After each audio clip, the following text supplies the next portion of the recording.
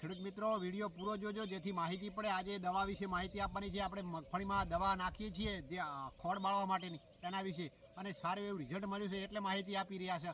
3 દવાઓ અલગ અલગ વાપરી છે, 3 પ્રોટમ અલગ અલગ છે, તો પૂરો વિડીયો જોજો જેથી પૂરી માહિતી પડે।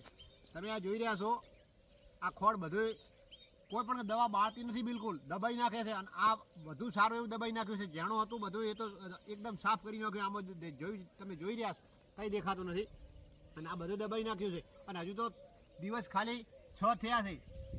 એવું કહેવાય છે કે 8 થી 10 દિવસથી બધું ક્લિયર થઈ જાય, પરંતુ ક્લિયર થાય કે ના થાય પણ આ દબાઈ ગયું એ સારામાં સારું। હજુ આની પછી બીજા 2 તમને પ્લોટ બતાવું, એની અંદર એ દવા અલગ કંપનીની નાખી છે, આ અલગ કંપનીની અલગ કન્ટેન્ટની, બધું જ જોવાનું છે આપણે। ચલો આપણે બીજા પ્લોટમાં જઈએ। આ બીજી દવા છે અને બીજો પ્લોટ છે જે અલગ કંપનીની અલગ કન્ટેન્ટની નાખેલ છે। તો તમે જુઓ છો આમાં એટલું બધું દબાયું નથી અને જણો હજુ વાળો પણ ઊભો છે। આ જો જણા બબી પોદડી વાળો એ એમને ઊભો છે, બરોબર છે। અને ઓલામાં આપણે પહેલાં જોઈએ એમાં એ નથી અને બધું દબાયેલું છે।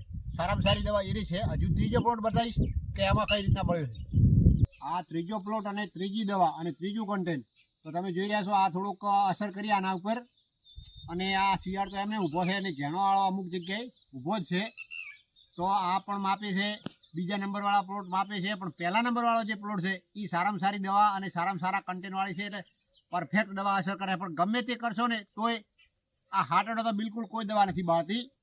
બીજું કે જે દવા નાખો, જે પણ ગમે તે કરો તો એ આળાને દબાવશે, બાકી આળાને આવી રીતના હોંકાર નહીં કરવા દે, મગફળી હોંકાર કરશે। પરંતુ દવા સારી એવી કન્ટેન્ટવાળી પસંદ કરો જેથી કરીને એની અંદર એમોનિયમ સલ્ફેટ આવે પોકેટ, એ વધારે મગફળીને અનુકૂળ આવશે। તો ગમે તેવો આળો બાળી નાખશે। અને વધુ માહિતી જોતી હોય તો મારો ઇન્સ્ટાગ્રામ આઈડીને ફોલો કરી દેજો, નંબર મારો આપેલો છે। વધુ માહિતી માટે તમે મને કોમેન્ટ પણ કરી શકો છો। છેલ્લે વિડીયો ગમ્યો હોય તો વિડીયોને લાઇક અને શેર કરવાનું ના ભૂલતા, જેથી કરીને દરેક ખેડૂત મિત્ર સુધી આ વિડીયો જાય।